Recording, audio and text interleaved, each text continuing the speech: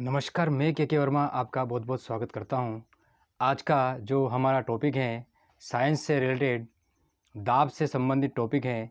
Science से related दाब से संबंधित टॉपिक है और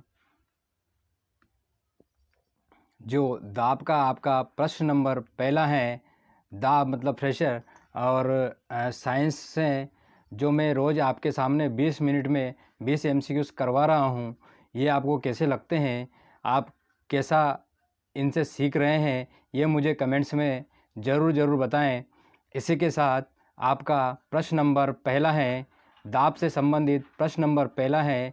बहुत आज के जो प्रश्न और उत्तर हैं वो बहुत मोस्ट और इम्पोर्टेंट रहने वाले हैं एग्ज़ाम की दृष्टि से। आने वाली एग्ज़ाम की दृष्टि से ये बहुत ही महत्वपूर्ण और इम्पोर्टेंट होने वाले हैं। इसी से रिलेटेड प्रश्न नंबर पहला देखिए ज़रा, दाब की इकाई होती हैं। दाब की जो इकाई होती हैं वो क्या क्या होती हैं। ऑप्शन नंबर 4 आपके सामने है। ऑप्शन नंबर 1 न्यूटन प्रति मीटर स्क्वायर, न्यूटन प्रति मीटर स्क्वायर। और ऑप्शन नंबर बी न्यूटन प्रति metre. Option number C joule. और ऑप्शन नंबर डी जूल प्रति सेकेंड। तो आपकी दाब की जो इकाई होती हैं, ऑप्शन नंबर ए न्यूटन प्रति मीटर स्क्वायर आपका राइट आंसर होने वाला है। ऑप्शन नंबर ए आपका राइट आंसर होने वाला है। ऑप्शन नंबर ए प्रश्न नंबर पहले का ऑप्शन नंबर ए आपका राइट आंसर होगा। इसी के साथ दूसरा प्रश्न है। दूसरा प्रश्न ये रहा आपके सामने। दूसरा प्रश्न है, समुद्र तल पर सामान्य या मानक दाब होता है। समुद्र तल पर सामान्य या मानक दाब होता है। प्रश्न नंबर दूसरे का ऑप्शन नंबर पहला देखिए 76 मिलीमीटर पारा। प्रश्न एक बार और पढ़ना जरा। समुद्र तल पर सामान्य या मानक दाब होता है। जो समुद्र तल होता है उस पर मानक दाब क्या होता है। ऑप्शन नंबर ए 76 मिलीमीटर पारा। और ऑप्शन नंबर बी 760 मिलीमीटर पारा। Option number C 1.01 into 10⁵ pascal. और option number C 1.01 into 10⁵ newton. तो आपका जो आंसर रहेगा वो रहेगा option number C is the right answer. 1.01 into 10⁵ pascal आपका राइट आंसर रहेगा। Option number C is the right answer. प्रश्न नंबर दूसरे का आपका option number C right answer होगा। इसी के साथ प्रश्न नंबर तीसरा देखिए, स्कूल के बस्तों में चौड़ी पट्टी दी जाती हैं। आपके जो बच्चों के जो स्कूल के बस्ते होते हैं उनमें चौड़ी पट्टी दी जाती हैं। तो वो पट्टी क्यों दी जाती हैं, क्या कारण है। ऑप्शन नंबर 4 आपके सामने नीचे दिए गए हैं। ऑप्शन नंबर पहला है कंधों पर भार बढ़ाने के लिए। ऑप्शन नंबर पहला है आपका कि कंधों पर भार बढ़ाने के लिए। ऑप्शन नंबर बी दूसरा है कंधे पर भार कम करने के लिए। ऑप्शन नंबर सी आकर्षण दिखाता है। वो इसलिए बनाते हैं चौड़ी पट्टी कि वो क्या करता है, आकर्षण दिखाता है। और ऑप्शन नंबर डी यह सुविधाजनक होता है। तो आपका जो है स्कूल के बस्तों में चौड़ी पट्टी इसलिए दी जाती हैं क्योंकि वो कंधे पर भार कम करने के लिए होती हैं। कंधे पर भार कम करने के लिए होती हैं। क्योंकि कारण ये है कि अगर चौड़ी पट्टी नहीं दी जाएगी तो आपके जो कंधे पे जो वजन रहेगा वो क्षेत्रफल बढ़ जाएगा। इस कारण से उस वजन को कम करने के लिए पट्टी चौड़ी पट्टी दी जाती है। बस्तों के में जो पट्टी होती हैं वो चौड़ी बनाई जाती हैं जिससे बस्ते का वजन और उसका क्षेत्रफल बराबर हो सके और वजन कम लगे बच्चों को, इसलिए चौड़ी पट्टी बनाई जाती हैं। और इसी के साथ प्रश्न नंबर चौथा ये रहा आपके सामने। पृथ्वी पर मनुष्य द्वारा लगाए गए दाब न्यूनतम होता है जब वह पृथ्वी पर मनुष्य द्वारा लगाया गया दाब न्यूनतम होता है जब वह क्या होता है, जब वह ऑप्शन नंबर पहला है जब वह अपने पैरों पर खड़ा होता है। ऑप्शन नंबर दूसरा है मुड़े हुए पैरों के साथ बैठता है। ऑप्शन नंबर तीसरा है ज़मीन पर सोता है। और ऑप्शन नंबर चौथा है एक पैर पर खड़ा होता है। तो मैं आपको यहाँ से ऑप्शंस को क्रॉस करना सिखाऊंगा कि पृथ्वी पर मनुष्य द्वारा लगाए गए दाब न्यूनतम होता है, मतलब जब पृथ्वी पर जो मनुष्य दाब लगाता है तो सबसे कम कब होता है। अपने पैरों पर खड़ा होता है तो स्वाभाविक है कि अपने पैरों पर खड़ा होगा तो कम तो होगा नहीं। मुड़े हुए पेड़ के साथ बैठता है तो भी कम नहीं होगा। लेकिन एक पैर पर खड़ा होता है, एक पैर पर खड़े होने से भी उसके वजन में या भार में कोई प्रभाव नहीं पड़ेगा। लेकिन ज़मीन पर जब वो सोता है तो उसका क्षेत्रफल बढ़ जाता है, उसकी वो ज़्यादा जगह घेर लेता है। इसलिए आपका न्यूनतम दाब जब वह पृथ्वी ज़मीन पर सोता है तब वह उनका न्यूनतम दाब होता है। Option number C is the right answer. Option number C is the right answer. प्रश्न नंबर 4 का ऑप्शन नंबर सी आपका राइट आंसर होगा। इसी के साथ अगला प्रश्न ये रहा आपके सामने। पर्वतारोही ऊंचे स्थानों पर नाक से रक्त स्राव से ग्रस्त होते हैं क्योंकि क्या होता है जब पर्वतारोही जब पर्वत पर चढ़ते हैं तो उनकी नाक से ब्लड बहने लगता है, खून स्राव होने लगता है। तो वे ये क्यों होता है, इसका मुख्य कारण क्या है? ऑप्शन नंबर ए, वायुमंडलीय दाब हमारे रक्तचाप की तुलना में काफ़ी कम होता है। ऑप्शन नंबर बी, वायुमंडलीय दाब हमारे रक्तदाब की तुलना में काफ़ी अधिक होता है। और ऑप्शन नंबर सी, वायुमंडलीय दाब हमारे रक्तचाप की तुलना में लगभग समान होता है। और ऑप्शन नंबर डी, इनमें से कोई नहीं। तो आपका जो आंसर है प्रश्न नंबर में एक बार और पढ़ रहा हूँ। पर्वतारोही ऊंचे स्थानों पर नाक से रक्त स्राव से ग्रस्त होते हैं। क्यों होते हैं? क्योंकि वायुमंडलीय दाब हमारे रक्तचाप की तुलना में काफ़ी कम होता है। और ऑप्शन नंबर बी, वायुमंडलीय दाब हमारे रक्तचाप की तुलना में काफ़ी अधिक होता है। तो जैसे जैसे वायुमंडल में जाएंगे तो वहाँ रक्तदाब क्या हो जाएगा, मतलब वहाँ का जो दाब रहेगा वो क्या होगा, कम होगा। लेकिन अपने रक्तचाप जो रक्तचाप जो होता है वो अधिक हो जाता है और अधिक होने से रक्त नाक से बाहर निकलने लगता है। इसलिए आपका option number B is the right answer. Option number B is the right answer. प्रश्न नंबर अगला देखिए। प्रश्न नंबर अगला है प्रश्न नंबर 6 है। प्रश्न नंबर 6 है, उच्च शिखरों पर वायुदाब पृथ्वी की सतह पर वायुदाब की तुलना में रिक्त स्थान होता है। तो नॉर्मल सा प्रश्न है, ज़्यादा हाई लेवल प्रश्न नहीं है। उच्च शिखरों पर वायुदाब पृथ्वी की सतह पर वायुमंडलीय दाब की तुलना में स्वाभाविक कम होता है। मैंने अभी इसी प्रश्न के पहले रिपीट किया था कि जैसे जैसे वायुमंडल में ऊपर जाते हैं और वायुदाब कम होता जाता है। और आप लोगों को पता होगा कि कोई सी भी चीज़ है अधिक उच्च वायुदाब से निम्न वायुदाब की ओर ही गमन करती हैं। तो आपका जो तुलना में जो वायुमंडलीय दाब की तुलना में कम होता है। इसलिए आपका प्रश्न नंबर 6 का प्रश्न का जो उत्तर रहेगा वो रहेगा ऑप्शन नंबर बी आपका राइट आंसर रहेगा। Option number B is the right answer. प्रश्न नंबर 7वां ये रहा आपके सामने। प्रश्न नंबर 7वां जो है, दाब बढ़ता है, दाब कब बढ़ता है? प्रश्न नंबर 7वां ये रहा आपके सामने कि दाब बढ़ता है, दाब कब बढ़ता है? ऑप्शन नंबर ए, गहराई को कम करने पर। ऑप्शन नंबर बी, गहराई बढ़ने पर। ऑप्शन नंबर सी, प्रभाव नहीं पड़ेगा। ऑप्शन नंबर डी, इनमें से कोई नहीं। तो दाब कब बढ़ता है? जब गहराई बढ़ती है तभी दाब बढ़ता है। Option number B is the right answer. गहराई बढ़ने पर दाब कब बढ़ता है? गहराई बढ़ने पर दाब बढ़ता है। इसीलिए आपका प्रश्न नंबर 7 का answer option number B is the right answer. इसी के साथ प्रश्न नंबर 8वां ये रहा आपके सामने। प्रश्न नंबर 8वां है, वह तारामंडल निम्न है जिनका नाम हंटर है। आईएमपी प्रश्न है, एएनएम जीएनएम में लगभग ये प्रश्न उठाया गया है। वह तारामंडल निम्न है जिनका नाम हंटर है। तो ऑप्शन नंबर ए, ध्रुवीय भालू। Option number B, serious.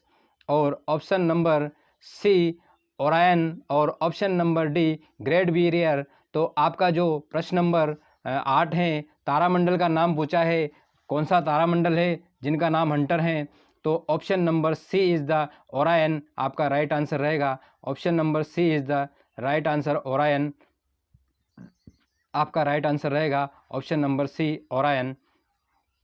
अगला प्रश्न है, प्रश्न नंबर 9 है। प्रश्न नंबर 9 से आगे बढ़ने के पहले निवेदन करना चाहूँगा, हर रोज़ निवेदन कर रहा हूँ, फिर भी निवेदन कर रहा हूँ कि आप लोग मेरे चैनल को सब्सक्राइब, लाइक और कमेंट्स करें और मुझे आगे ऐसे ही प्रेरित करते रहें, जिससे मैं आपके सामने और अच्छे अच्छे प्रश्नों का संग्रह लेकर 20 मिनट में 20 प्रश्न करवाने का कोशिश करूँगा।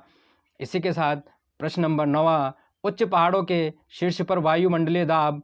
उच्च पहाड़ों के शीर्ष पर वायुमंडलीय दाब ऑप्शन नंबर ए बढ़ता है, ऑप्शन नंबर बी स्थिर रहता है, ऑप्शन नंबर सी घटता है फिर बढ़ता है और ऑप्शन नंबर डी घटता है। तो उच्च पहाड़ों शीर्षों पर वायुमंडलीय दाब हमेशा घटता है। Option number D is the right answer. Option number D is the right answer. आपका 9वां प्रश्न का ऑप्शन नंबर डी आपका राइट आंसर रहेगा। इसी के साथ प्रश्न नंबर 10वां ये रहा आपके सामने। प्रश्न नंबर 10वां है, बैरोमीटर में जल के स्थान पर पारे का उपयोग किया जाता है क्योंकि बैरोमीटर में जल के स्थान पर पारे का उपयोग किया जाता है क्योंकि ऑप्शन नंबर 1 पारा शुद्ध अवस्था में रहता है। ऑप्शन नंबर बी पारे का घनत्व अधिक और वाष्प दाब कम होता है। ऑप्शन नंबर सी पारे में चमक होती है और ऑप्शन नंबर डी पारा ऊष्मा का अच्छा सुचालक है। तो आपका जो बैरोमीटर है, जल के स्थान पर पारे का उपयोग किया जाता है क्योंकि पारे का घनत्व अधिक और वाष्प दाब कम होता है, इसलिए option number B is the right answer. Option number B आपका राइट आंसर होने वाला है। ऑप्शन नंबर बी 10वें प्रश्न का ऑप्शन नंबर बी आपका राइट आंसर होने वाला है। इसी के साथ अगला प्रश्न है प्रश्न नंबर 11वां ये रहा आपके सामने। वायुमंडलीय प्रश्न नंबर 11वां है, वायुमंडलीय दाब मापा जाता है। वायुमंडलीय दाब मापा जाता है तो option number 1 hygrometer, option number B barometer और ऑप्शन नंबर सी हाइड्रोमीटर और ऑप्शन नंबर डी अल्टीमीटर। ये मोस्ट इम्पोर्टेंट प्रश्न है, हर एक एग्ज़ाम में देखने को मिलता है। इससे संबंधित और भी बहुत अच्छे प्रश्न आते हैं, लेकिन ये प्रश्न एग्ज़ाम की दृष्टि से इतना महत्वपूर्ण बन गया है कि हर एक एग्ज़ाम में देखने को मिल रहा है। और वायुमंडलीय दाब मापा जाता है तो वायुमंडलीय दाब मापा जाता है बैरोमीटर से। आईएमपी मोस्ट इम्पोर्टेंट है, इसीलिए आपका प्रश्न नंबर 11वें का option number B is the right answer होने वाला है। Option number B is the right answer होने वाला है। प्रश्न नंबर 11वें का option number B right answer. इसी के साथ प्रश्न नंबर 12वां ये रहा आपके सामने। प्रश्न नंबर 12वां है, 1 पास्कल किसके बराबर होता है? 1 पास्कल किसके बराबर होता है? ऑप्शन नंबर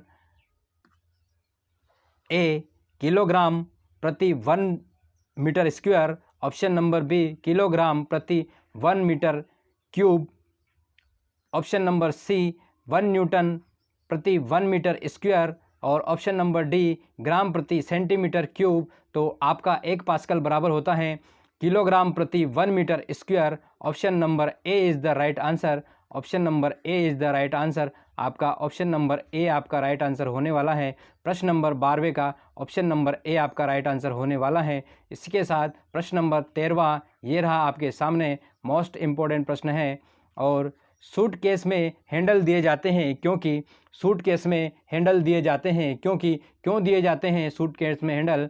ऑप्शन नंबर ए हैंडल पर लघु दाब लगाया जाए, हैंडल पर लघु दाब लगाया जाए। ऑप्शन नंबर बी हैंडल पर बड़ा दाब लगाया जाए और ऑप्शन नंबर सी आकर्षण दिखने के लिए और ऑप्शन नंबर डी सूटकेस का वजन बढ़ाने के लिए। तो आपको पता होगा कि सूटकेस का वजन बढ़ाने के लिए तो हैंडल दिया नहीं जाएगा, इसलिए आपका ऑप्शन नंबर डी तो कैंसिल हो गया।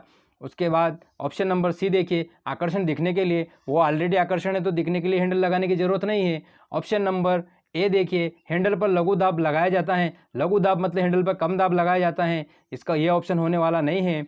इसीलिए आपका हैंडल पर बड़ा दाब लगाने के लिए, हैंडल पे हम ज़्यादा दाब लगा सके और उस बैग को आसानी से खींच सके, आसानी से इधर उधर ले जा सके, इसलिए आपका option number B is the right answer. प्रश्न नंबर 13वें का ऑप्शन नंबर बी आपका राइट आंसर होने वाला है।